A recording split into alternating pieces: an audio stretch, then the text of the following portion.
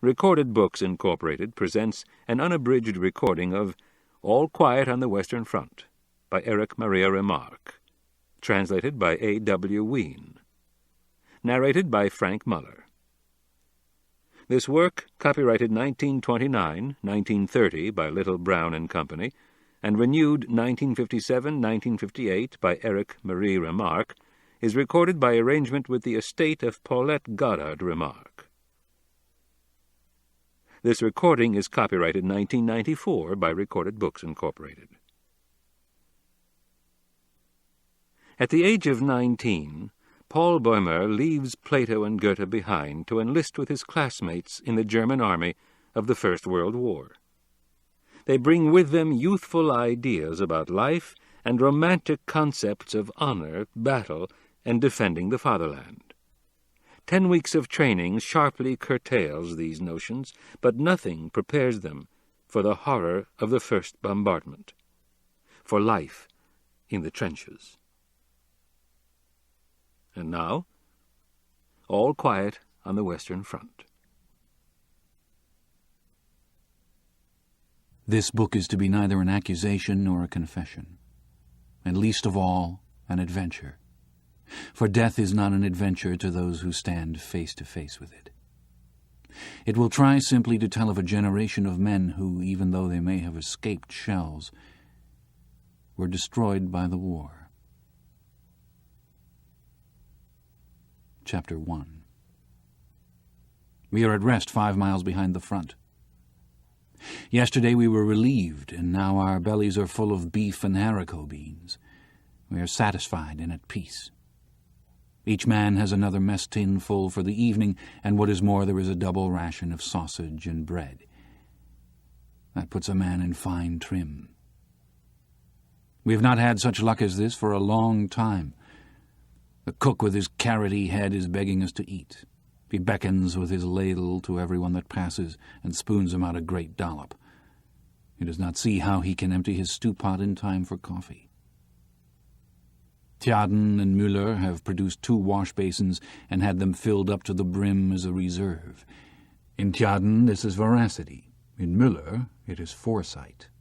Where Tjaden puts it all is a mystery, for he is and always will be as thin as a rake. What's more important still is the issue of a double ration of smokes. 10 cigars, 20 cigarettes, and 2 quids of chew per man. Now that is decent. I have exchanged my chewing tobacco with Kaczynski for his cigarettes, which means I have 40 altogether. That's enough for a day. It is true we have no right to this windfall. The Prussian is not so generous. We have only a miscalculation to thank for it. 14 days ago we had to go up and relieve the front line. It was fairly quiet on our sector, so the quartermaster who remained in the rear had requisitioned the usual quantity of rations and provided for the full company of 150 men. But on the last day an astonishing number of English heavies opened up on us with high explosive, drumming ceaselessly in our position, so that we suffered severely and came back only 80 strong. Last night we moved back and settled down to get a good sleep for once. Kaczynski is right when he says it would not be such a bad war if one could only get a little more sleep. In the line we have had next to none, and 14 days is a long time at one stretch. It was noon before the first of us crawled out of our quarters. Half an hour later every man had his mess tin, and we gathered at the cookhouse, which smelt greasy and nourishing. At the head of the queue, of course, were the hungriest. Little Albert Krupp, the clearest thinker among us, and therefore only a lance corporal. Müller, who still carries his school textbooks with him, dreams of examinations, and during a bombardment mutters propositions in physics. Lehr, who wears a full beard and has a preference for the girls from officers' brothels. He swears that they are obliged by an army order to wear silk chemises and to bathe before entertaining guests of the rank of captain and upwards. And as the fourth, myself, Paul Bäumer. All 4 are 19 years of age, and all 4 joined up from the same class as volunteers for the war. Close behind us were our friends, Tjaden, a skinny locksmith of our own age, the biggest eater of the company. He sits down to eat, as thin as a grasshopper, and gets up as big as a bug in the family way. Haya Vesthus, of the same age, a peat digger, who can easily hold a ration loaf in his hand and say, "Guess what I've got in my fist." Then Datering, a peasant who thinks of nothing but his farmyard and his wife. And finally Stanislaus Kaczynski, the leader of our group, shrewd, cunning, and hard-bitten, 40 years of age, with a face of the soil, blue eyes, bent shoulders, and a remarkable nose for dirty weather, good food, and soft jobs. Our gang formed the head of the queue before the cookhouse. We were growing impatient, for the cook paid no attention to us. Finally Kaczynski called to him, "Say, Heinrich, open up the soup kitchen. Anyone can see the beans are done." He shook his head sleepily. "You must all be there first." Chadden grinned. "We are all here." The sergeant cook still took no notice. "That may do for you," he said, "but where are the others?" "They won't be fed by you today. They're either in the dressing station or pushing up daisies." The cook was quite disconcerted as the facts dawned on him. He was staggered. "And I've cooked for 150 men." Krupp poked him in the ribs. "Then for once we'll have enough. Come on, begin." Suddenly a vision came over Tjaden. His sharp, mousy features began to shine. His eyes grew small with cunning. His jaws twitched, and he whispered hoarsely, "Man, then you've got enough bread for 150 men too, huh?" The sergeant cook nodded, absent-minded and bewildered. Tjaden seized him by the tunic. "And sausage?" Ginger nodded again. Tjaden's chaps quivered. "Tobacco too?" "Yes, everything." Tjaden beamed. "What a bean feast! That's all for us. Each man gets... Wait a bit. Yes, practically 2 issues. Then Ginger stirred himself and said, "That won't do." We got excited and began to crowd around. "Why won't that do, you old carrot?" demanded Kaczynski. 80 men can't have what is meant for 150.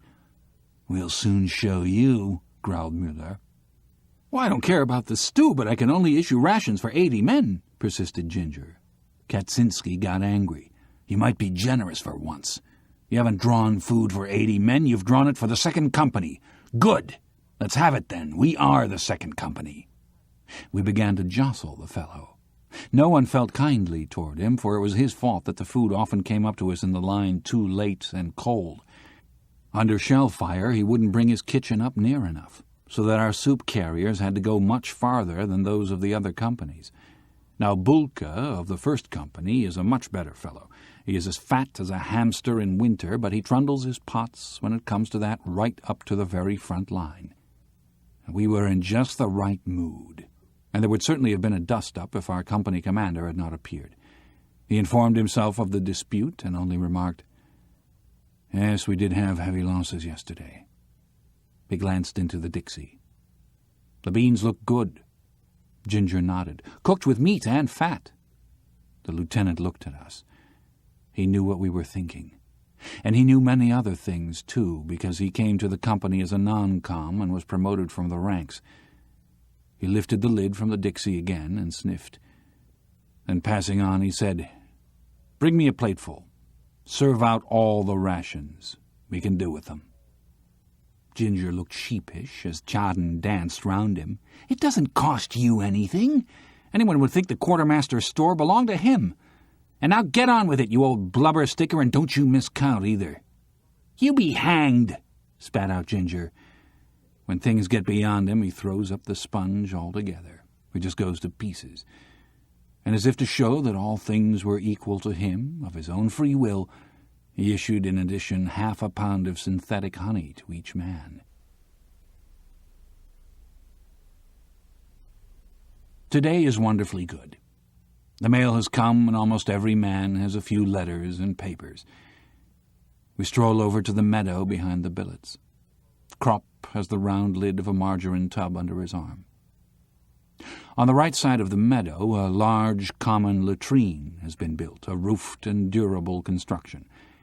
But that is for recruits, who as yet have not learned how to make the most of whatever comes their way. We want something better. Scattered about everywhere there are separate, individual boxes for the same purpose. They are square, neat boxes with wooden sides all round and have unimpeachably satisfactory seats. On the sides are hand grips, enabling one to shift them about. We move 3 together in a ring and sit down comfortably, and it will be 2 hours before we get up again. I well remember how embarrassed we were as recruits in barracks when we had to use the general latrine. There were no doors, and 20 men sat side by side as in a railway carriage, so that they could be reviewed all at one glance, for soldiers must always be under supervision. Since then we have learned better than to be shy about such trifling immodesties. In time, things far worse than that came easy to us. Here in the open air, though, the business is entirely a pleasure. I no longer understand why we should always have shied at these things before. They are, in fact, just as natural as eating and drinking. We might perhaps have paid no particular attention to them had they not figured so large in our experience, nor been such novelties to our minds. To the old hands they had long been a mere matter of course. The soldier is on friendlier terms than other men with his stomach and intestines. 3/4 of his vocabulary is derived from these regions, and they give an intimate flavor to expressions of his greatest joy as well as of his deepest indignation. It is impossible to express oneself in any other way so clearly and pithily. Our families and our teachers will be shocked when we go home, but here it is the universal language. And forced publicity has, in our eyes, restored the character of complete innocence to all these things.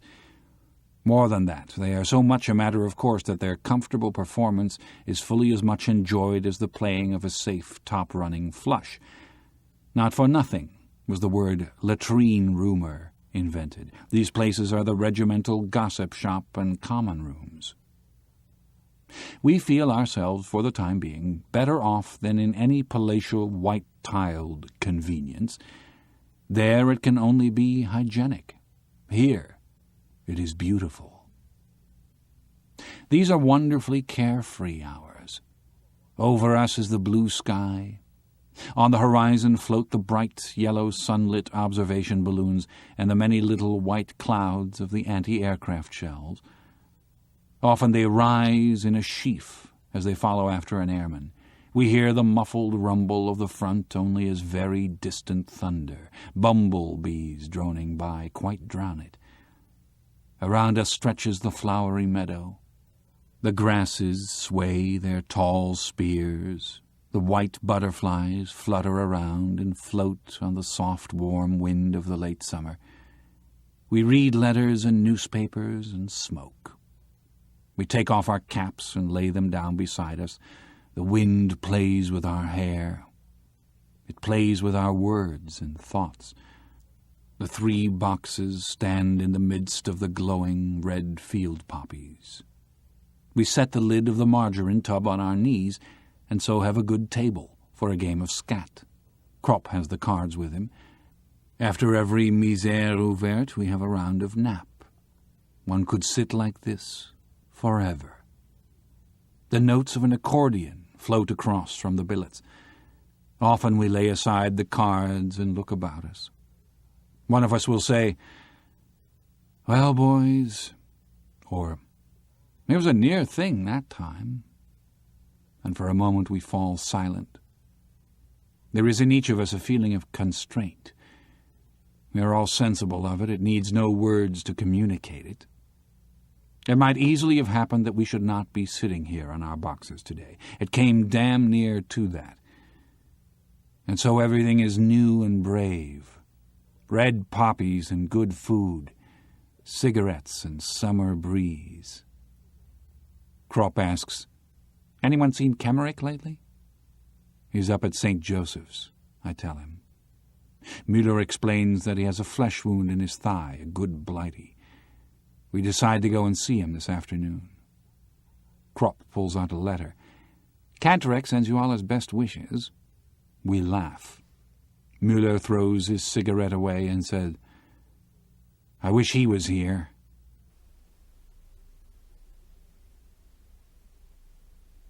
Cantoric had been our schoolmaster, a stern little man in a grey tailcoat with a face like a shrew mouse.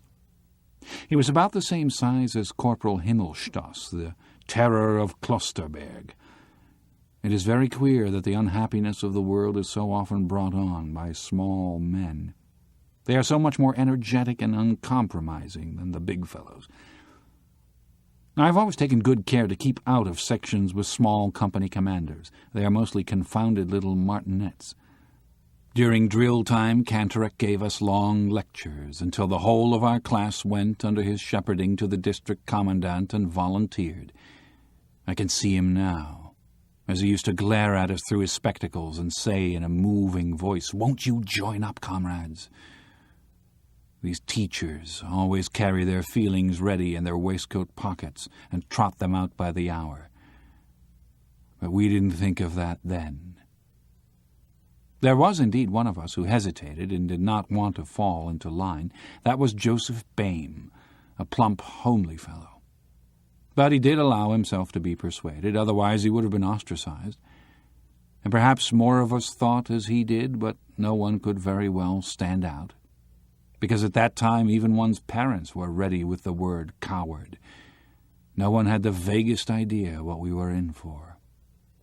The wisest were just the poor and simple people. They knew the war to be a misfortune, whereas those who were better off and should have been able to see more clearly what the consequences would be were beside themselves with joy. Kaczynski said that was a result of their upbringing. It made them stupid. And what Katz said, he had thought about. Strange to say, Bäumer was one of the first to fall. He got hit in the eye during an attack, and we left him lying for dead. We couldn't bring him with us because we had to come back helter-skelter. In the afternoon, suddenly we heard him call, and saw him crawling about in no man's land. He had only been knocked unconscious. Because he could not see and was mad with pain, he failed to keep under cover, and so was shot down before anyone could go and fetch him in. Naturally, we couldn't blame Cantoric for this. Where would the world be if one brought every man to book? There were thousands of Cantorics, all of whom were convinced that they were acting for the best, in a way that cost them nothing. And that is why they let us down so badly. For us lads of 18, they ought to have been mediators and guides to the world of maturity, the world of work, of duty, of culture, of progress, to the future. We often made fun of them and played jokes on them, but in our hearts we trusted them. The idea of authority which they represented was associated in our minds with a greater insight and a more humane wisdom. But the first death we saw shattered this belief. We had to recognize that our generation was more to be trusted than theirs. They surpassed us only in phrases and in cleverness. The first bombardment showed us our mistake, and under it the world as they had taught it to us broke in pieces. While they continued to write and talk, we saw the wounded and dying. While they taught that duty to one's country is the greatest thing, we already knew that death throes are stronger. But for all that, we were no mutineers, no deserters, no cowards. They were very free with all these expressions. We loved our country as much as they. We went courageously into every action, but also we distinguished the false from true. We had suddenly learned to see, and we saw that there was nothing of their world left. We were all at once terribly alone, and alone we must see it through. Before going over to see Cantoric, we pack up his things. He will need them on the way back. In the dressing station there is great activity. It reeks, as ever, of carbolic, pus, and sweat. We are accustomed to a good deal in the billets, but this makes us feel faint. We ask for Cantoric. He lies in a large room and receives us with feeble expressions of joy and helpless agitation. While he was unconscious, someone had stolen his watch. Müller shakes his head. I always told you that nobody should carry as good a watch as that. Müller is rather crude and tactless. Otherwise he would hold his tongue, for anybody can see that Kemmerich will never come out of this place again. Whether he finds his watch or not will make no difference. At the most, one will only be able to send it to his people. "How goes it, Franz?" asks Krupp. Kemmerich's head sinks. "Not so bad, but I have such a damned pain in my foot." We look at his bed covering. His leg lies under a wire basket. The bed covering arches over it. I kick Müller on the shin, for he is just about to tell Kemmerich what the orderlies told us outside, that Kemmerich has lost his foot. The leg is amputated. He looks ghastly, yellow and wan. In his face there are already the strained lines that we know so well. We have seen them now hundreds of times. They are not so much lines as marks. Under the skin the life no longer pulses. It has already pressed out the boundaries of the body. Death is working through from within. It already has command in the eyes. Here lies our comrade, Kemmerich, who a little while ago was roasting horseflesh with us and squatting in the shell holes. He it is still, and yet it is not he any longer. His features have become uncertain and faint, like a photographic plate from which two pictures have been taken. Even his voice sounds like ashes. I think of the time when we went away. His mother, a good plump matron, brought him to the station. She wept continually. Her face was bloated and swollen. Kemmerich felt embarrassed, for she was the least composed of all. She simply dissolved into fat and water. Then she caught sight of me and took hold of my arm again and implored me to look after Franz out there. Indeed, he did have a face like a child, and such frail bones that after 4 weeks pack-carrying he already had flat feet. But how can a man look after anyone in the field? "Now you will soon be going home," says Krupp. "You would have had to wait at least 3 or 4 months for your leave." Kemmerich nods. I cannot bear to look at his hands. They are like wax. Under the nails is the dirt of the trenches. It shows through blue-black like poison. It strikes me that these nails will continue to grow like lean, fantastic cellar plants long after Kemmerich breathes no more. I see the picture before me. They twist themselves into corkscrews and grow, and with them the hair on the decaying skull, just like grass in a good soil, just like grass. How can it be possible? Müller leans over. "We've brought you your things, Franz." Kemmerich signs with his hands. "Put them under the bed." Müller does so. Kemmerich starts on again about the watch. How can one calm him without making him suspicious? Müller reappears with a pair of airman's boots. They are fine English boots of soft yellow leather which reach to the knees and lace up all the way. They are things to be coveted. Müller is delighted at the sight of them. He matches their soles against his own clumsy boots and says, "Will you be taking them with you then, Franz?" We all three have the same thought. Even if he should get better, he would be able to use only one. They are no use to him. But as things are now, it is a pity that they should stay here. The orderlies will of course grab them as soon as he is dead. "Won't you leave them with us?" Müller repeats. Kemmerich doesn't want to. They are his most prized possessions. "Well, we could exchange," suggests Müller again. "Out here one can make some use of them." Still Kemmerich is not to be moved. I tread on Müller's foot. Reluctantly he puts the fine boots back again under the bed. We talk a little more and then take our leave. "Cheerio, Franz." I promise him to come back in the morning. Müller talks of doing so too. He is thinking of the lace-up boots and means to be on the spot. Kemmerich groans. He is feverish. We get hold of an orderly outside and ask him to give Kemmerich a dose of morphia. He refuses. "If we were to give morphia to everyone, we would have to have tubs full." "You only attend to officers properly," says Krupp viciously. I hastily intervene and give him a cigarette. He takes it. "Are you usually allowed to give it, then?" I ask him. He is annoyed. "If you don't think so, then why do you ask?" I press a few more cigarettes into his hand. "Do us the favor." "Well, all right," he says. Krupp goes in with him. He doesn't trust him and wants to see. We wait outside. Müller returns to the subject of the boots. "They would fit me perfectly. And these boots, I get blister after blister. Do you think he will last until tomorrow after drill? If he passes out in the night, we know where the boots..." Krupp returns. "Do you think..." he asks. "Done for," says Müller emphatically. We go back to the huts. I think of the letter that I must write tomorrow to Kemmerich's mother. I am freezing. I could do with a tot of rum.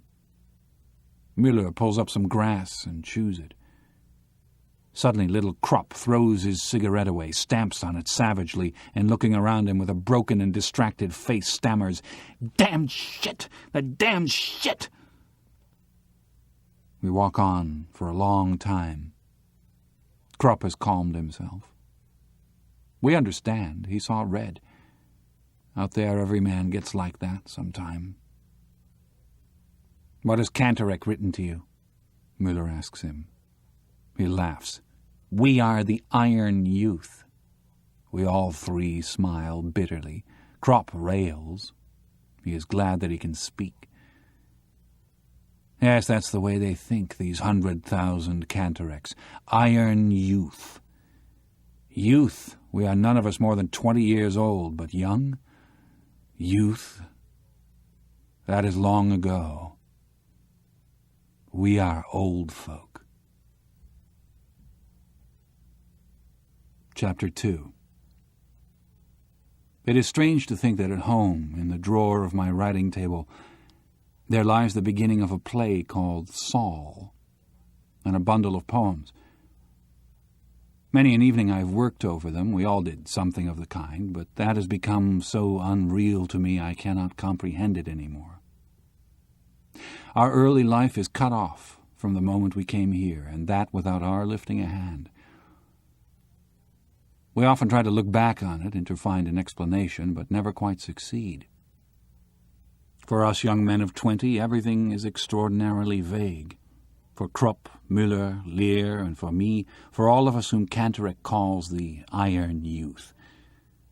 All the older men are linked up with their previous life. They have wives, children, occupations, and interests. They have a background which is so strong that the war cannot obliterate it.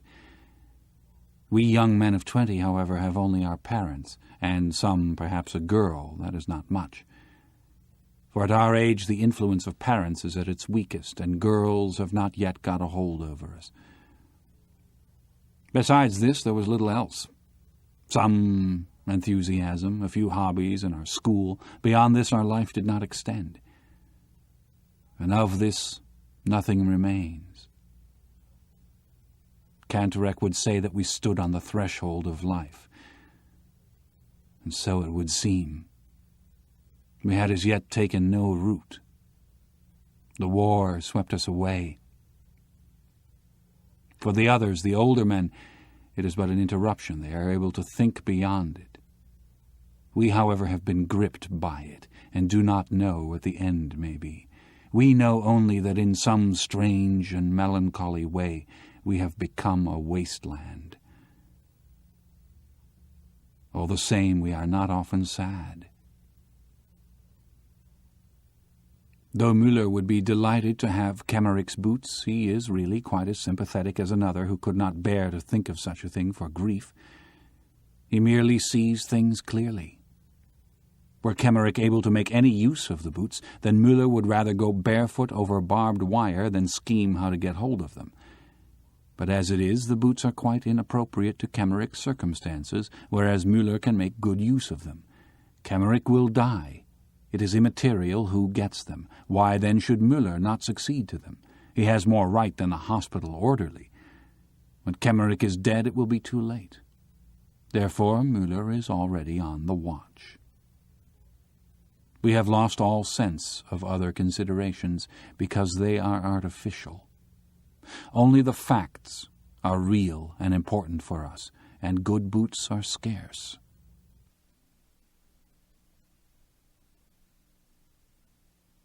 Once it was different.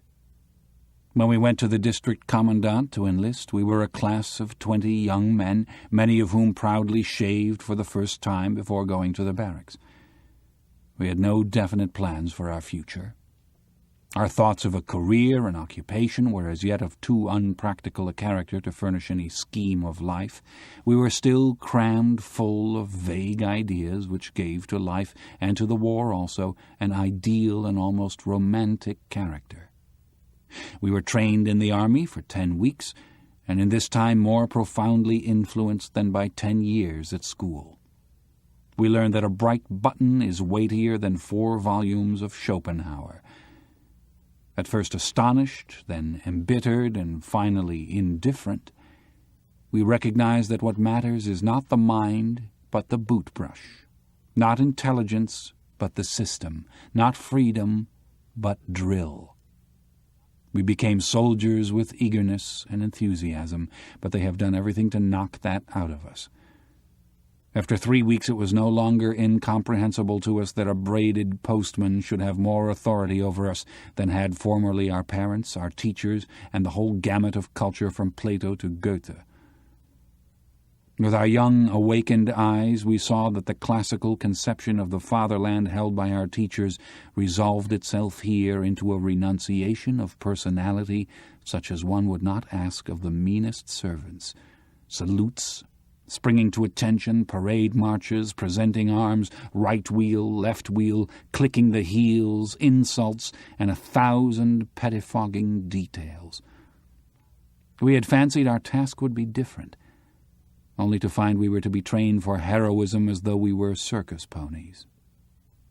But we soon accustomed ourselves to it. We learned, in fact, that some of these things were necessary, but the rest merely show. Soldiers have a fine nose for such distinctions. By 3s and 4s our class was scattered over the platoons amongst Frisian fishermen, peasants, and labourers with whom we soon made friends. Kropp, Müller, Kemmerich, and I went to No. 9 platoon under Corporal Himmelstoss. He had the reputation of being the strictest disciplinarian in the camp and was proud of it. He was a small, undersized fellow with a foxy, waxed moustache who had seen 12 years' service and was, in civil life, a postman. He had a special dislike of Kropp, Tjaden, Vesthus, and me because he sensed a quiet defiance. I have remade his bed 14 times in one morning. Each time he had some fault to find and pulled it to pieces. I have kneaded a pair of prehistoric boots that were as hard as iron for 20 hours, with intervals, of course, until they became as soft as butter, and not even Himmelstoss could find anything more to do to them. Under his orders I have scrubbed out the corporal's mess with a toothbrush. Kropp and I were given the job of clearing the barrack square of snow with a hand broom and a dustpan, and we would have gone on till we were frozen had not a lieutenant accidentally appeared, who sent us off and hauled Himmelstoss over the coals. But the only result of this was to make Himmelstoss hate us more. For 6 weeks consecutively I did guard every Sunday and was hut orderly for the same length of time. With a full pack and rifle, I have had to practice on a wet, soft, newly ploughed field the prepare to advance, and the lie down, until I was one lump of mud and finally collapsed. 4 hours later I had to report to Himmelstoss with my clothes scrubbed clean, my hands chafed and bleeding. Together with Kropp, Vesthus, and Tjaden, I have stood at attention in a hard frost without gloves for a quarter of an hour at a stretch, while Himmelstoss watched for the slightest movement of our bare fingers on the steel barrel of the rifle. I have run 8 times from the top floor of the barracks down to the courtyard in my shirt at 2 o'clock in the morning because my drawers projected 3 inches beyond the edge of the stool on which one had to stack all one's things. Alongside me ran the corporal, Himmelstoss, and trod on my bare toes. At bayonet practice I had constantly to fight with Himmelstoss, I with a heavy iron weapon, whilst he had a handy wooden one with which he easily struck my arms till they were black and blue. Once, indeed, I became so infuriated that I ran at him blindly and gave him a mighty jab in the stomach and knocked him down. When he reported me, the company commander laughed at him and told him he ought to keep his eyes open. He understood Himmelstoss, and apparently was not displeased at his discomfiture. I became a past master on the parallel bars and excelled at physical jerks. We have trembled at the mere sound of his voice, but his runaway post-horse never got the better of us. One Sunday, as Krupp and I were lugging a latrine bucket on a pole across the barrack yard, Himmelstoss came by, all polished up and spry for going out. He planted himself in front of us and asked how we liked the job. In spite of ourselves, we tripped and emptied the bucket over his legs. He raved, but the limit had been reached. "That means clink!" he yelled, but Krupp had had enough. "There'll be an inquiry first," he said, "and then we'll unload." "Mind how you speak to a non-commissioned officer," bawled Himmelstoss. "Have you lost your senses? You wait till you're spoken to. What will you do anyway?"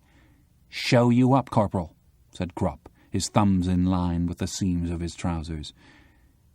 Himmelstoss saw that we meant it, and went off without saying a word. But before he disappeared, he growled, "You'll drink this." But that was the end of his authority. He tried it on once more in the ploughed field with his "Prepare to advance! Advance!" and "Lie down!" We obeyed each order, since an order's an order and has to be obeyed, but we did it so slowly that Himmelstoss became desperate. Carefully we went down on our knees, then on our hands, and so on. In the meantime, quite infuriated, he had given another command, but before we had even begun to sweat, he was hoarse. After that he left us in peace. He did indeed always refer to us as swine, but there was, nevertheless, a certain respect in his tone. There were many other staff corporals, the majority of whom were more decent, but above all each of them wanted to keep his good job there as long as possible, and this he could do only by being strict with the recruits. So we were put through every conceivable refinement of parade ground soldiering till we often howled with rage. Many of us became ill through it. Wolfe actually died of inflammation of the lung. But we would have felt ridiculous had we hauled down our colours. We became hard, suspicious, pitiless, vicious, tough, and that was good, for these attributes were just what we lacked. Had we gone into the trenches without this period of training, most of us would certainly have gone mad. Only thus were we prepared for what awaited us. We did not break down, but adapted ourselves. Our 20 years, which made many another thing so grievous, helped us in this. But by far the most important result was that it awakened in us a strong, practical sense of esprit de corps, which in the field developed into the finest thing that arose out of the war: comradeship. I sit by Kemmerich's bed. He is sinking steadily. Around us is great commotion. A hospital train has arrived, and the wounded fit to be moved are being selected. The doctor passes by Kemmerich's bed without once looking at him. "Next time, Franz," I say. He raises himself on the pillow with his elbows. "They have amputated my leg." He knows it too, then. I nod and answer, "You must be thankful you've come off with that." He is silent. I resume, "It might have been both legs, Franz. Wegeler has lost his right arm. That's much worse. Besides, you will be going home." He looks at me. "Do you think so?" "Of course." "Do you think so?" he repeats. "Sure, Franz, once you've got over the operation." He beckons me to bend down. I stoop over him, and he whispers, "I don't think so." "Don't talk rubbish, Franz. In a couple of days you'll see for yourself. What is it, anyway, an amputated leg? Here they patch up far worse things than that. He lifts one hand. Look here, though. These fingers. That's the result of the operation. Just eat decently and you'll soon be well again. Do they look after you properly? He points to a dish that is still half full. I get excited. Franz, you must eat. Eating is the main thing. That looks good, too. He turns away. After a pause, he says slowly, I wanted to become a head forester once. So you may still, I assure him. There are splendid artificial limbs now. You'd hardly know there was anything missing. They are fixed onto the muscles. You can move the fingers and work and even write with an artificial hand. And besides, they will always be making new improvements. For a while he lies still. Then he says, You can take my lace-up boots with you for Müller. I nod and wonder what to say to encourage him. His lips have fallen away. His mouth has become larger. His teeth stick out and look as though they were made of chalk. The flesh melts.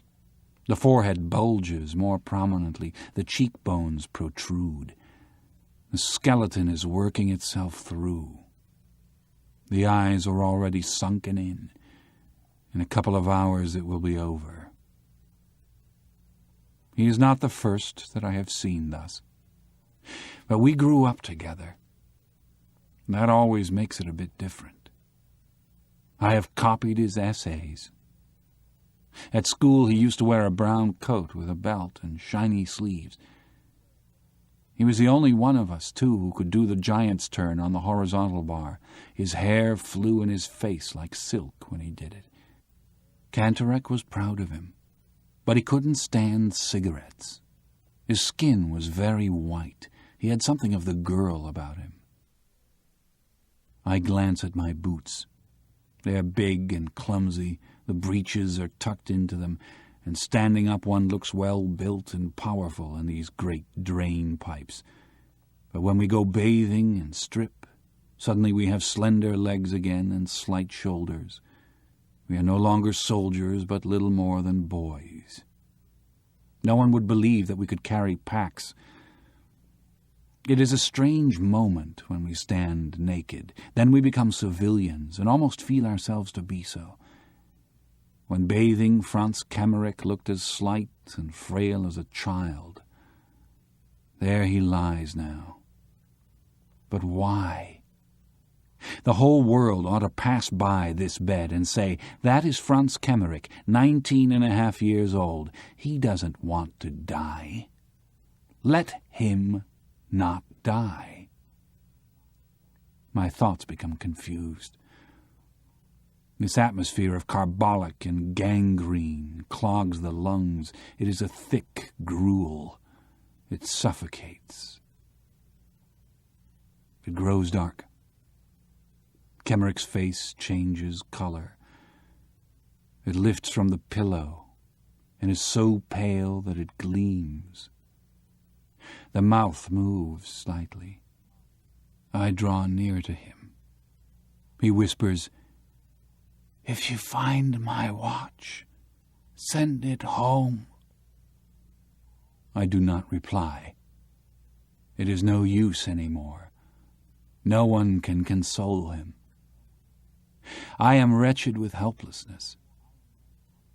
This forehead with its hollow temples, this mouth that now seems all teeth, this sharp nose, and the fat, weeping woman at home to whom I must write.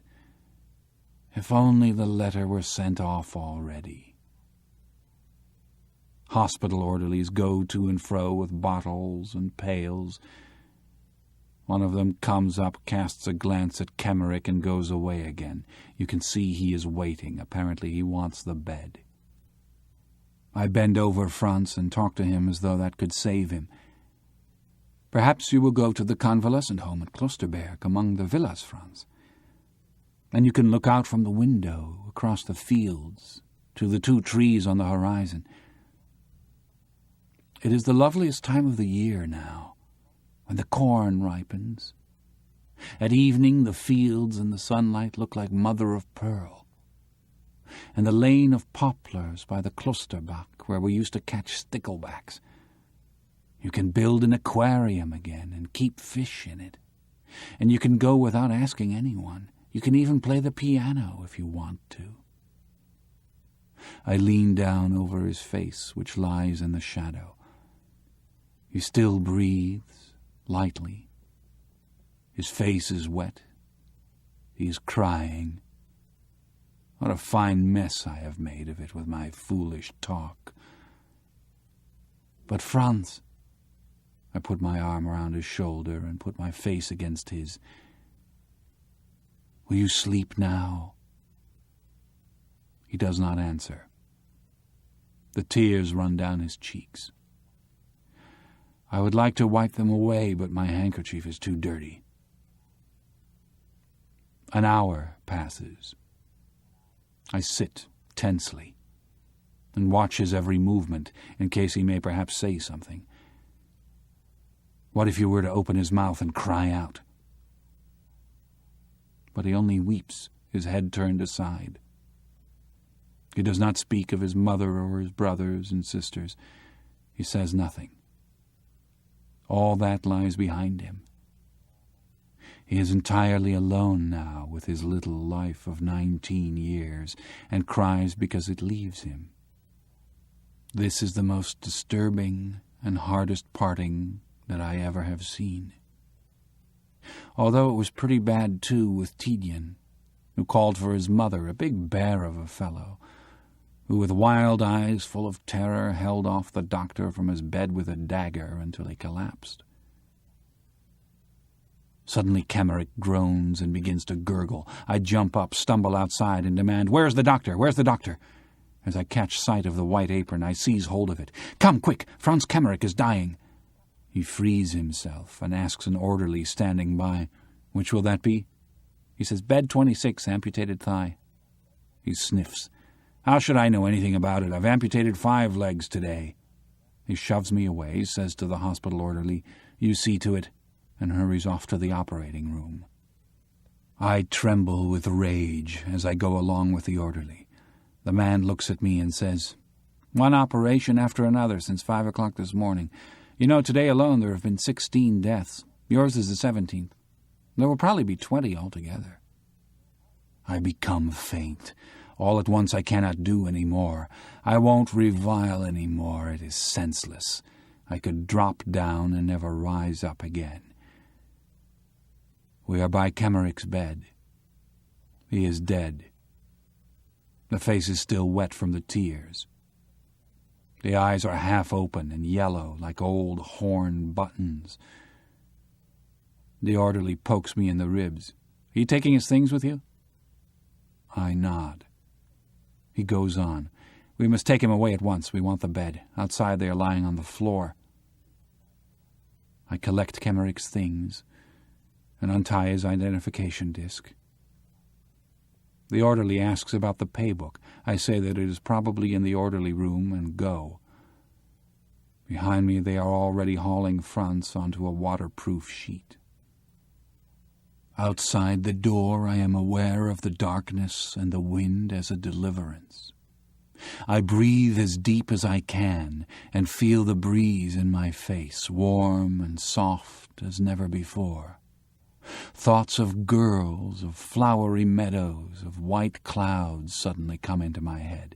My feet begin to move forward in my boots. I go quicker. I run. Soldiers pass by me. I hear their voices without understanding. The earth is streaming with forces which pour into me through the soles of my feet. The night crackles electrically. The front thunders like a concert of drums. My limbs move supplely. I feel my joints strong. I breathe the air deeply. The night lives. I live. I feel a hunger greater than comes from the belly alone. Müller stands in front of the hut, waiting for me. I give him the boots. We go in, and he tries them on. They fit well. He roots among his supplies and offers me a fine piece of saveloy. With it goes hot tea and rum.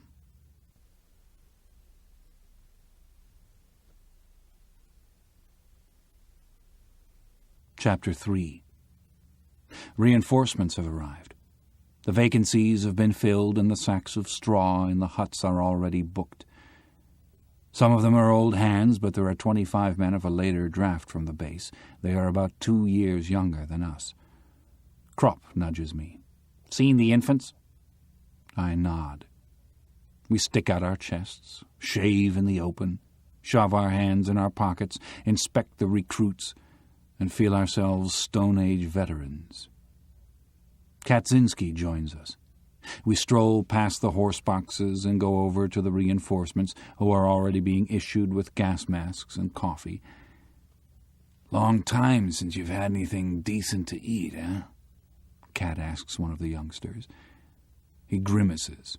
"For breakfast, turnip bread. Lunch, turnip stew. Supper, turnip cutlets and turnip salad." Kat gives a knowing whistle. "Bread made of turnips. You've been in luck. It's nothing new for it to be made of sawdust, but what do you say to haricot beans? Have some?" The youngster turns red. "You can't kid me." Kaczynski merely says, "Fetch your mess tin." We follow, curiously. He takes us to a tub beside his straw sack. Sure enough, it is half full of beef and beans. Kaczynski plants himself in front of it like a general and says, "Sharp eyes and light fingers, that's what the Prussians say." We are surprised. "Great guts, Kat, how did you come by that?" I ask him. "Ginger was glad I took it. I gave him 3 pieces of parachute silk for it. Cold beans taste fine, too." Patronizingly, he gives the youngster a portion and says, "Next time you come with your mess tin, have a cigar or a chew of tobacco in your other hand, get me?" Then he turns to us. "You get off scot-free, of course."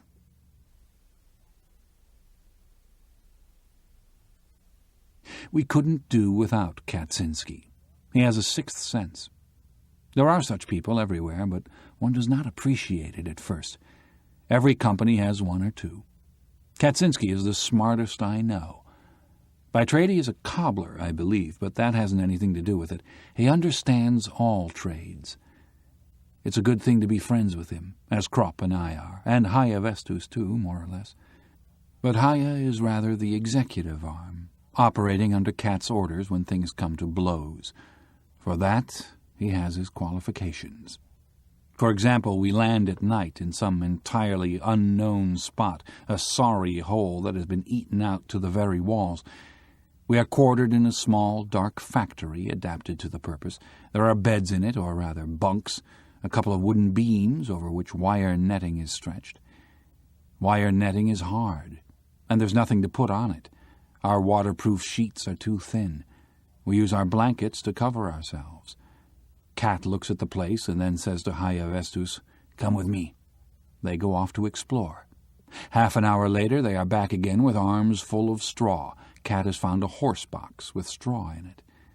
Now we might sleep, if we weren't so terribly hungry. Krupp asks an artilleryman who has been some time in this neighborhood, "Is there a canteen anywhere abouts?" "Is there a what?" He laughs. "There's nothing to be had here. You won't find so much as a crust of bread here." "Aren't there any inhabitants here at all, then?" He spits. "Yes, a few, but they hang around the cookhouse and beg." "That's a bad business. Then we'll have to pull in our belts and wait till the rations come up in the morning." But I see Kat has put on his cap. "Where to, Kat?" I ask. "Just to explore the place a bit." He strolls off. The artilleryman grins scornfully. "Go ahead and explore, but don't strain yourself in carrying what you find." Disappointed, we lie down and consider whether we couldn't have a go at the iron rations, but it's too risky. So we try to get a wink of sleep. Krupp divides a cigarette and hands me half. Tjaden gives an account of his national dish, broad beans and bacon. He despises it when not flavored with bog myrtle, and, "For God's sake, let it all be cooked together, not the potatoes, the beans, and the bacon separately." Someone grounds that he will pound Tjaden into bog myrtle if he doesn't shut up. Then all becomes quiet, in the big room, only the candles flickering from the necks of a couple of bottles and the artilleryman spitting every now and then. We are just dozing off when the door opens and Cat appears. I think I must be dreaming. He has 2 loaves of bread under his arm and a blood-stained sandbag full of horseflesh in his hand. The artilleryman's pipe drops from his mouth. He feels the bread. "Real bread, by God, and still hot, too?" Cat gives no explanation. He has the bread, the rest doesn't matter. I'm sure that if he were planted down in the middle of the desert in half an hour he would have gathered together a supper of roast meat, dates, and wine. "Cut some wood," he says curtly to Haya. Then he hauls out a frying pan from under his coat and a handful of salt as well as a lump of fat from his pocket. He has thought of everything. Haya makes a fire on the floor. It lights up the empty room of the factory. We climb out of bed. The artilleryman hesitates. He wonders whether to praise Cat and so perhaps gain a little for himself. But Kaczynski doesn't even see him. He might as well be thin air. He goes off cursing. Cat knows the way to roast horseflesh so that it's tender. It shouldn't be put straight into the pan. That makes it tough. It should be boiled first in a little water. With our knives we squat round in a circle and fill our bellies. That is Cat. If for 1 hour in a year something eatable were to be had in some one place only, within that hour, as if moved by a vision, he would put on his cap, go out and walk directly there as though following a compass, and find it. He finds everything. If it is cold, a small stove and wood, hay and straw, a table and chairs, but above all, food. It is uncanny. One would think he conjured it out of the air. His masterpiece was 4 boxes of lobsters. Admittedly, we would rather have had a good beefsteak.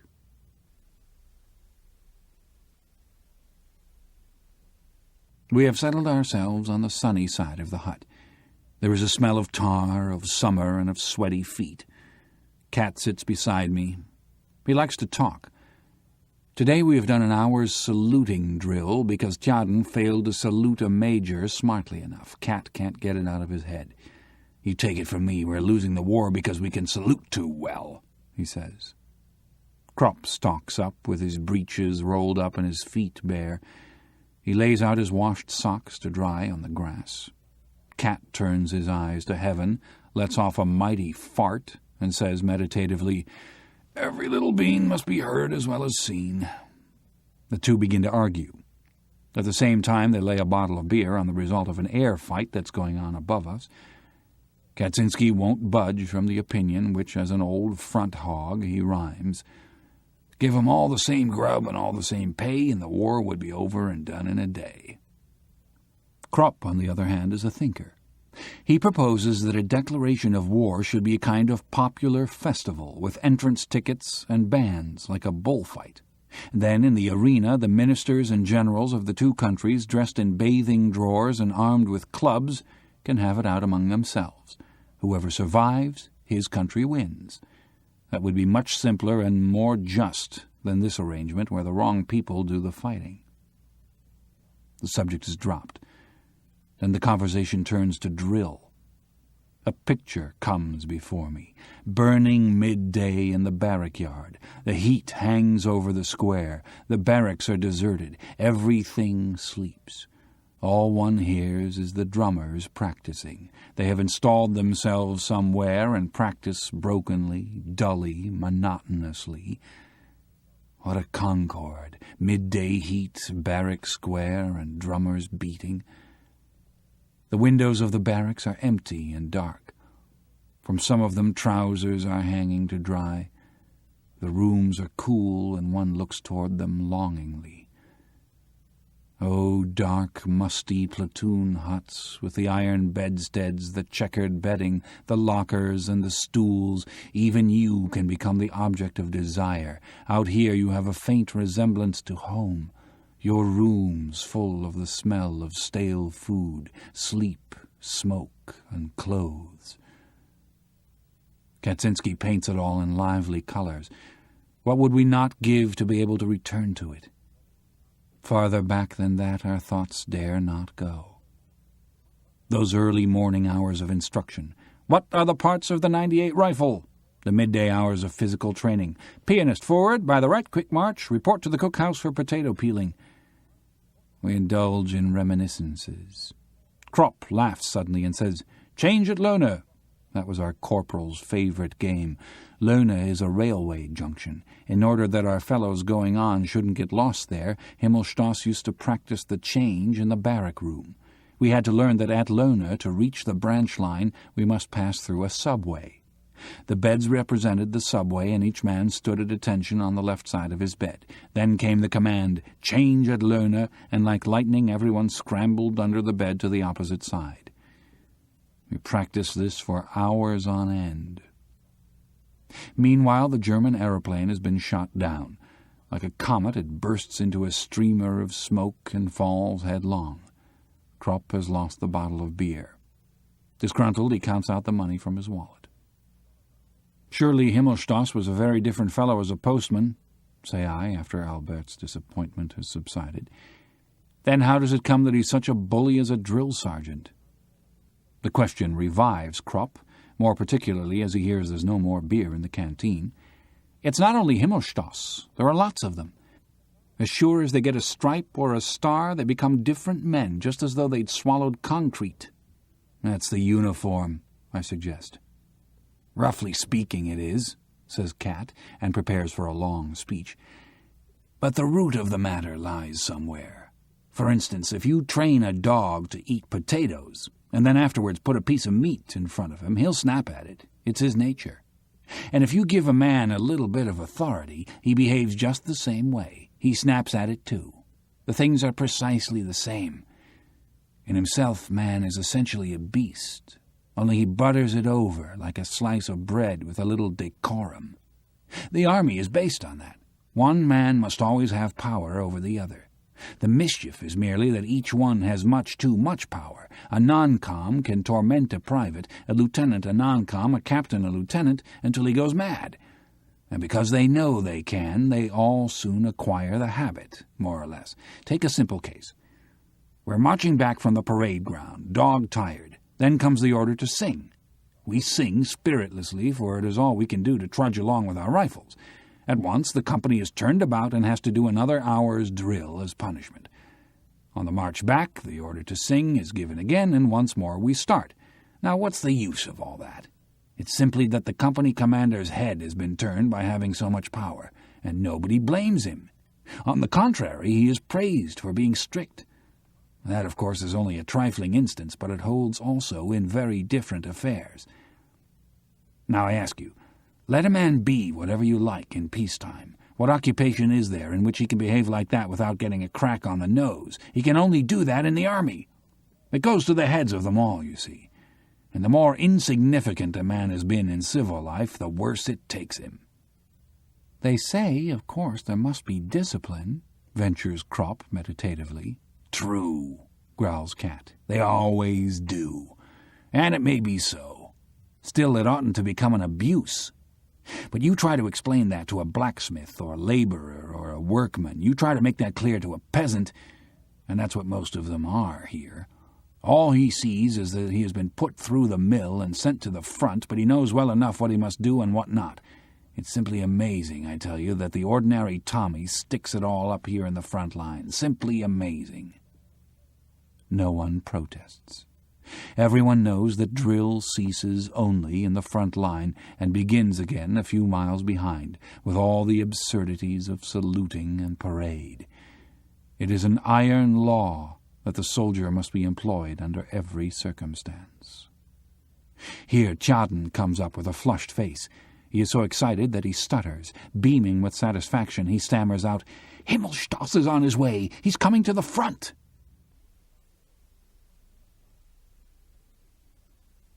Tjaden has a special grudge against Himmelstoss because of the way he educated him in the barracks. Tjaden wets his bed. He does it at night, in his sleep. Himmelstoss maintained that it was sheer laziness, and invented a method worthy of himself for curing Tjaden. He hunted up another pissabed named Kindervater from a neighboring unit, and quartered him with Tjaden. In the huts there were the usual bunks, one above the other in pairs, with mattresses or wire netting. Himmelstoss put these two so that one occupied the upper and the other the lower bunk. The man underneath, of course, had a vile time. The next night they were changed over and the lower one put on top so that he could retaliate.